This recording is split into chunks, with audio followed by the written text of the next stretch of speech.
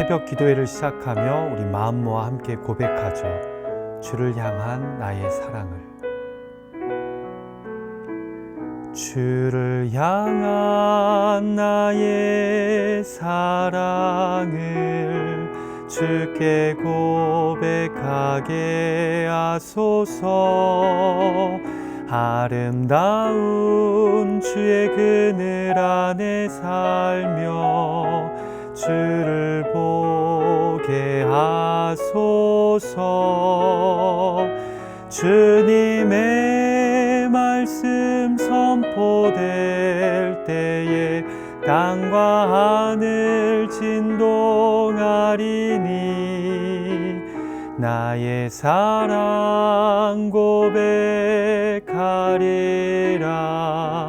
나의 구주 나의 친구 부드러운 주의 속삭임 나의 이름을 부르시네. 주의 능력 주의 영광을 보이사 성령을 부소서. 내 말은 곧 거룩해지도록 내가 주를 찾게 하소서. 내 모든 것 주께 드리리. 나의 구주 나의 친구. 아멘. 우리 이 시간 함께 기도하죠. 하나님 아버지, 오늘도 구별된 시간을 우리에게 허락하여 주셔서 우리가 사랑하는 주님의 임재 앞으로 나아가 기도함으로, 찬양함으로, 말씀 들음으로 이 주님과 교제하게 하여 주심을 감사드립니다. 그렇습니다. 이 시간 부드러운 주의 음성 앞에 우리가 귀를 기울입니다. 우리의 갈 길을 보여주시고 우리에게 성령의 충만함을 허락하여 주셔서 오늘 주신 말씀과 기도의 시간에 은혜에 힘입어 오늘 하루를 살아갈 수 있도록 역사하여 주시옵소서. 비록 온라인으로 참여하지만 성령의 감화, 감동, 역사하심이 있기를 간절히 소망합니다. 예수님의 존귀하신 이름으로 의탁하며 기도하옵나이다. 아멘. 여러분, 제가 어제도 광고 드렸지만 내일, 그러니까 6월 첫째 주일부터 주일 일부 예배가 현장 대면 예배와 온라인 예배로 병행됩니다. 2부는 지난 5월부터 이미 그렇게 예배드리고 있고요. 또 그 다음 주일인 6월 둘째 주일부터 주일 3부 예배도 현장 대면 예배와 온라인 예배로 병행됩니다. 이 점 참조하시고 또 기도하시면서 현장 대면 예배의 자리로 서서히 또 돌아올 수 있는 모든 예배자들이 되었으면 합니다. 더불어서 6월 셋째 주일부터 교육부 예배가 또한 현장 대면과 온라인으로 병행된다는 것 참조하셔서 또 자녀들의 그 예배 생활을 위해서 여러분들이 기도로 준비해 주시고 또 함께해 주시기를 부탁드립니다. 이 시간 우리에게 주시는 하나님의 말씀 구약 성경 잠언 19장 1절에서 14절의 말씀입니다. 잠언 19장 1절에서 14절 말씀을 제가 봉독할 때 여러분 마음으로 귀로 함께해 주셨으면 합니다. 제가 읽습니다. 가난하여도 성실하게 행하는 자는 입술이 패역하고 미련한 자보다 나으니라. 지식 없는 소원은 선하지 못하고 발이 급한 사람은 잘못 가느니라. 사람이 미련함으로 자기 길을 굽게 하고 마음으로 여호와를 원망하느니라. 재물은 많은 친구를 더하게 하나 가난한즉 친구가 끊어지느니라. 거짓 증인은 벌을 면하지 못할 것이요 거짓말을 하는 자도 피하지 못하리라. 너그러운 사람에게는 은혜를 구하는 자가 많고 선물 주기를 좋아하는 자에게는 사람마다 친구가 되느니라. 가난한 자는 그의 형제들에게도 미움을 받거든 하물며 친구야 그를 멀리하지 아니하겠느냐. 따라가며 말하려 할지라도 그들이 없어졌으리라. 지혜를 얻는 자는 자기 영혼을 사랑하고 명철을 지키는 자는 복을 얻느니라. 거짓 증인은 벌을 면하지 못할 것이요 거짓말을 뱉는 자는 망할 것이니라. 미련한 자가 사치하는 것이 적당하지 못하거든 하물며 종이 방백을 다스림이랴. 노하기를 더디하는 것이 사람의 슬기요 허물을 용서하는 것이 자기의 영광이니라. 왕의 노함은 사자의 부르짖음 같고 그의 은택은 풀 위에 이슬 같으니라. 미련한 아들은 그의 아비의 재앙이요 다투는 아내는 이어 떨어지는 물방울이니라. 집과 재물은 조상에게서 상속하거니와 슬기로운 아내는 여호와께로서 말미암느니라. 아멘. 오늘 본문인 19장도 계속해서 앞부분의 반의적 평행법보다는 동의적 평행법이 주류를 이룹니다.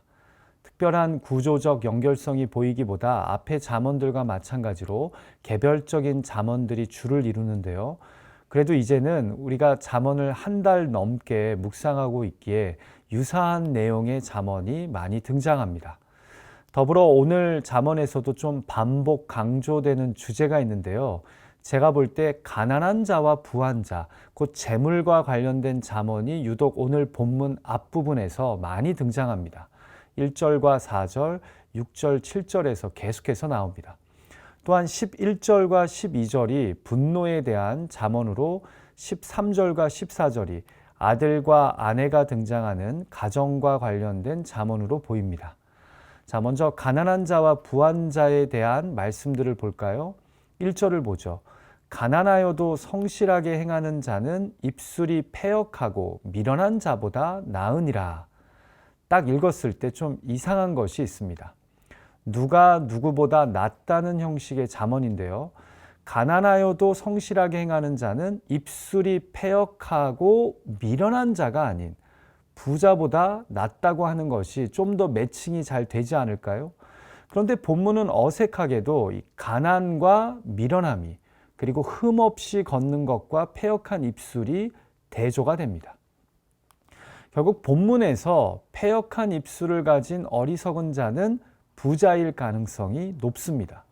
따라서 암묵적이지만 잠언은 지금 말을 곡해하며 거짓말하는 어리석은 부자와 행위가 온전한 가난한 자를 비교하고 있는 겁니다. 자, 그러면서 누가 낫다는 겁니까? 가난에도 흠없이 진실하게 사는 사람이 낫다는 겁니다. 자, 그런데 우리 좀 솔직하게 생각해 보죠. 여러분은 가난에도 흠없이 진실하게 사는 사람이 더 부럽습니까? 아니면 온갖 거짓말을 하며 재산을 불이하게 모아도 부자인 사람이 더 부럽습니까? 저는 바로 여기에 잠언 말씀의 메시지가 감춰져 있다고 생각됩니다. 사실 우리는 죽음 이후에 갈 고향인 내세보다 지금 살고 있는 현세에 더 관심이 많지 않습니까? 하나님 앞에서 인정받는 것보다 이 세상에서 인정받는 것에 더 목말라 하고 있지 않습니까? 그래서 하나님의 형상으로 지음받은 하나님을 경외하는 자라면 당연하게 여겨야 할 이 잠언 말씀이 머리로는 이해가 되는데 삶으로는 받아들여지지 않는 겁니다. 여기에 바로 딜레마가 있는 겁니다. 큐티 책자의 묵상글을 읽어드립니다. 사람들은 온갖 거짓말과 아첨하는 말을 동원해서라도 재물을 모으고 싶어 하지만 그럴수록 영혼의 가난을 재촉할 뿐입니다. 의인의 적은 소유가 악인의 풍부함보다 낫다는 시편 37편의 말씀은 지금 우리 시대에도 동일하게 적용되어야 할 진리입니다. 영혼까지 끌어모아 재산 증식에 열을 올리는 분위기에 휩쓸리지 말고 신앙의 중심을 잃지 않겠다는 마음가짐으로 천천히 걸어갑시다. 우리에겐 하나님의 평가가 더 중요하지 않습니까? 사랑하는 기도자 여러분, 부디 악인의 풍부함을 부러워하기보다 의인의 적은 소유를 귀하게 여길 줄 아는 그런 지혜자들이 되시길 주님의 이름으로 축복합니다. 제가 이런 말씀을 나누면요, 꼭 이런 질문하는 분들이 있습니다. 목사님, 그럼 부자이면서 의인이면 되지 않겠습니까? 라고 말입니다.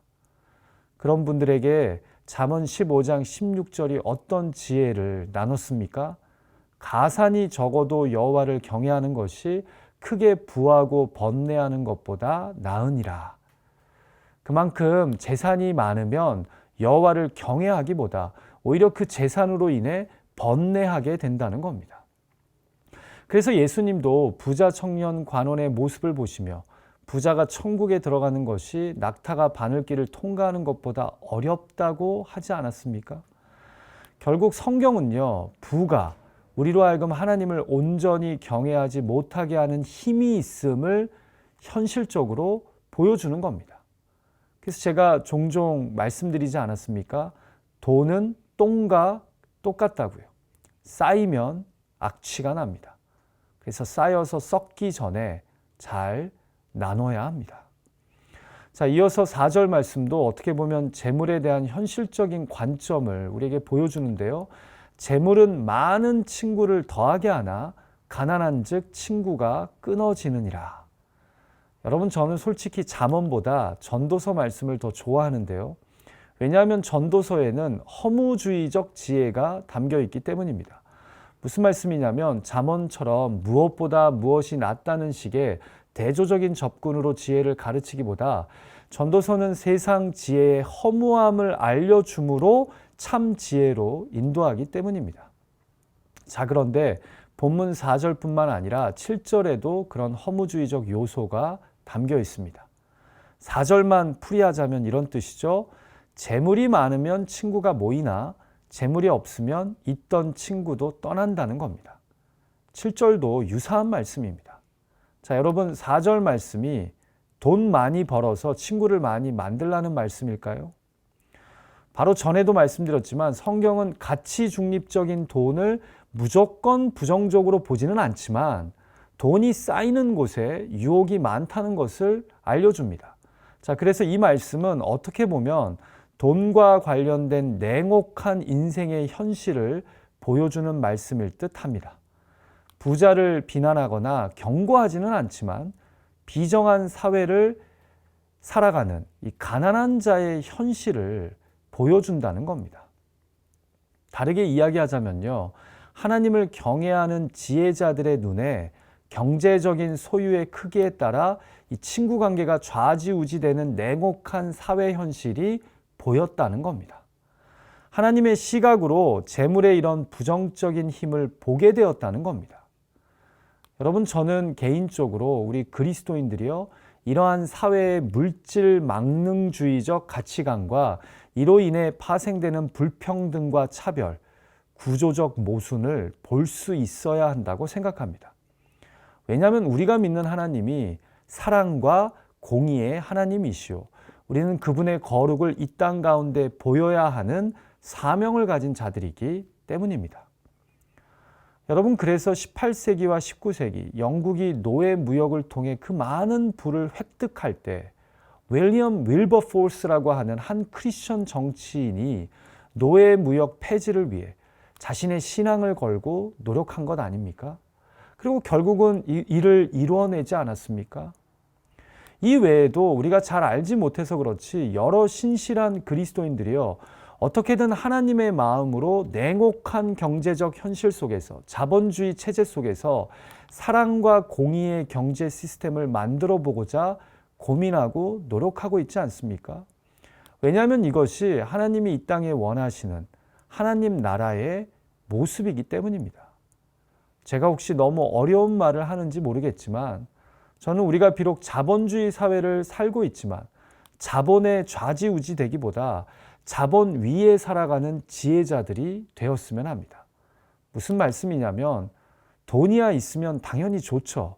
그러나 돈에 지배받기보다 돈을 잘 벌어 성실하게 벌어 사용하는 돈 위에 있는 분들이 되기를 주님의 이름으로 축복합니다. 돈의 냉혹한 현실을 주변 사람들에게 보여주기보다 돈이 컨트롤하지 못하는 사람이 있음을, 그들이 바로 크리스천임을 보여줄 수 있는 여러분들이 되시길 간절히 소망합니다. 자, 8절과 9절 말씀은 이전에도 자주 등장하는 잠언 말씀이죠. 특히 9절의 거짓 증인은 벌을 면하지 못할 것이요 거짓말을 뱉는 자는 망할 것이라는 말씀은 앞선 5절 말씀과도 거의 유사합니다. 그만큼 재판 현장에서 위증함으로 불의한 자를 오히려 도와주고 의인을 공경에 처하게 하는 일은 하나님을 경외하는 자가 멀리해야 할 삶이라는 겁니다. 우리도 마찬가지죠. 가정에서, 일터에서 순간의 실수로 아니면 욕심으로 불의한 증인이 될 때가 있습니다. 그러나 그 일로 억울한 상황, 난처한 입장에 처하는 자가 생긴다면 우리는 하나님을 두려워함으로 자신의 입술을 진실하게 지켜야 합니다. 자, 제가 집중하고 싶은 말씀은 분노에 대해 말씀하는 11절과 12절인데요. 한번 볼까요? 노하기를 더디하는 것이 사람의 슬기요 허물을 용서하는 것이 자기의 영광이니라. 왕의 노함은 사자의 부르짖음 같고 그의 은택은 풀 위에 이슬 같으니라. 사실 두 말씀은 별개로 볼 수도 있지만 연결해서 묵상할 수도 있습니다. 자, 먼저 11절은 분노를 절제하지 못함이 미련한 자의 전형적인 모습으로 소개됩니다. 여러분, 우리가 잠언을 계속 묵상하면서 미련한 자의 전형적인 모습이 나오죠. 예를 들어 입을 다스리지 못하고 급하게 말하는 자가 미련한 자랍니다. 더불어 패역한 방법만 취하는 게으른 자도 미련한 자랍니다. 자, 그런데 또 다른 하나가 바로 분노를 조절할 줄 모르는 자가 미련한 자랍니다. 그래서 반대로 노하기를 더디하는 자는 어떤 자랍니까? 슬기로운 자라고 말씀하는 겁니다. 자, 그런데 이렇게 노하기를 더디하는 자는 또한 어떤 자랍니까? 허물을 용서하는 자랍니다. 여러분, 저는 여기서 지혜자가 노하기를 더디하는 자와 허물을 용서하는 자를 동의적 평행법으로 사용하는 것이 참 도전이 됩니다. 여러분, 남의 허물을 용서할 수 있는 자는요, 일단 노하기를 더디하는 자입니다. 여러분, 흥분하는데, 억울한데 어떻게 용서가 보이겠습니까? 은혜를 베푼 마음이 어떻게 생기겠습니까? 제가 목회를 하면서 보면요, 일단 쌓인 분노가, 상처가 씻겨지지 않고서는 은혜가 작동되기가 참 힘듭니다. 그래서 노하기를 더디해야 허물을 용서할 수 있는 기회가 생기는 겁니다. 사랑하는 기도자 여러분, 여러분은 요즘 분노를 잘 조절하고 계십니까? 아니면 분노가 여러분의 모든 관계를 뒤흔들도록 내버려 두고 계십니까? 오늘 이 시간 나의 진정되지 않는 분노를 위해 기도할 수 있는 저와 여러분이 되었으면 합니다. 11절이 분노를 절제하지 못하는 자의 모습을 보여준다면 12절은 반대로 지도자의 분노를 일으키는 자가 미련함을 우리에게 보여줍니다. 여러분, 12절에 왕이 나오죠. 잠언에서 왕은 결국 하나님의 기름 부으심으로 맡겨진 백성들을 다스리는 자입니다. 자, 그런데 뭐라고 합니까? 왕의 노함은 사자의 부르짖음 같고 그의 은택은 풀 위에 이슬 같으니라. 왕의 노함이 사자와 같으니 지혜롭게 말하고 오히려 그가 웃는 얼굴로 은혜를 베풀도록 행동하라는 겁니다. 이것이 하나님을 경외하는 지혜자가 자신의 리더와의 관계에서 주의해야 할 삶의 자세이자 모습이라는 겁니다. 사랑하는 기도자 여러분, 여러분은 누군가를 분노케 하는 자는 아닙니까? 아니면 오히려 리더로 하여금 긍휼을 베풀게 만드는 그런 긍휼히 여김을 받을 수 있는 자의 모습을 갖고 계십니까? 오늘 이 말씀이 우리에게 그런 질문을 던지고 있는 것입니다. 자, 마지막으로 가정에 대한 13절과 14절의 말씀을 볼까요? 이 주제 또한 잠언에서 계속해서 반복되는 주제이죠. 미련한 아들은 그의 아비의 재앙이요 다투는 아내는 이어 떨어지는 물방울이니라.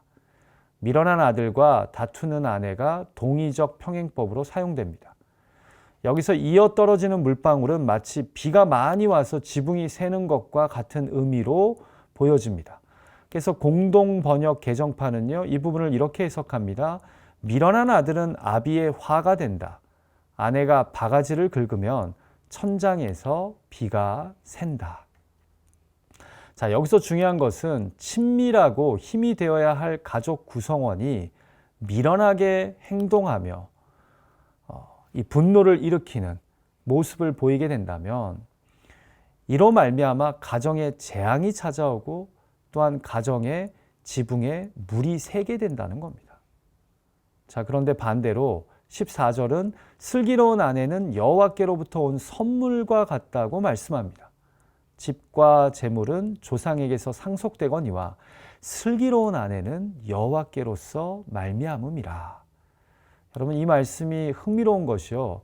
당시 사람들은 여성을 안타깝지만 조상들의 유산처럼 소유물로 취급했습니다.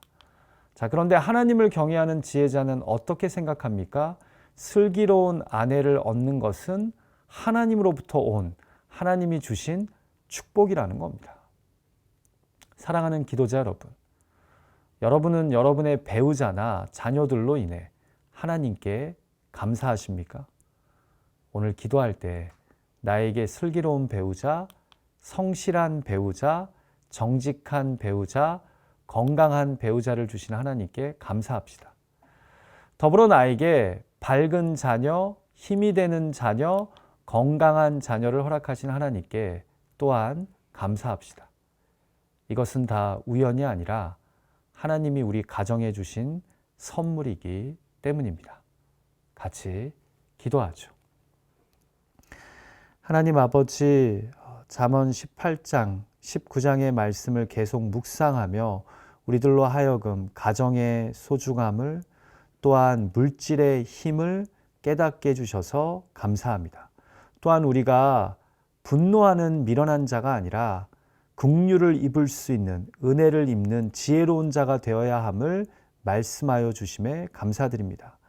하나님, 오늘 말씀을 들으면서 성령께서 우리에게 주시는 도전이 있습니까? 감동이 있습니까? 이에 솔직하게 반응하며 진실하게 기도하는 시간을 갖게 하여 주시옵소서. 간절히 기도하오니 주신 말씀이 한쪽 귀를 통해 다른 쪽 귀로 그냥 흘러 지나가는 것이 아니라 우리의 심령을, 마음을 만짐으로, 기도함으로 하나님의 선하시고 온전하신 뜻을 분별하여 살아가겠다고 결단하는 거룩한 기도의 시간 되게 하여 주시옵소서. 오늘 주신 말씀을 가지고 기도할 때 또 개인의 간구의 제목, 의탁의 제목들을 하나님께 아뢰 때 하나님 우리의 기도를 들으시고 구한 것보다 더 선하고 온전하고 충만하게 응답하여 주실 것을 믿습니다. 예수님의 존귀하신 이름으로 의탁하며 간절히 기도하옵나이다. 아멘. 하늘에 계신 우리 아버지여, 이름이 거룩히 여김을 받으시오며 나라가 임하옵시며 뜻이 하늘에서 이루어진 것 같이 땅에서도 이루어지이다.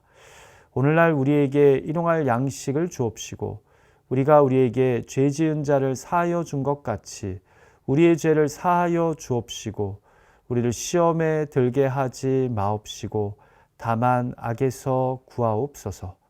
대개 나라와 권세와 영광이 아버지께 영원히 있사옵나이다. 아멘. 우리 이 시간 잠깐이라도 주신 말씀 가지고 또 개인의 의탁의 제목들 가지고 꼭 기도하는 시간 가졌으면 합니다. 여러분, 저는 오늘 말씀 속에서 참 많은 은혜와 도전을 받았는데요. 특별히 마지막 주신 말씀을 좀 새겨봅니다.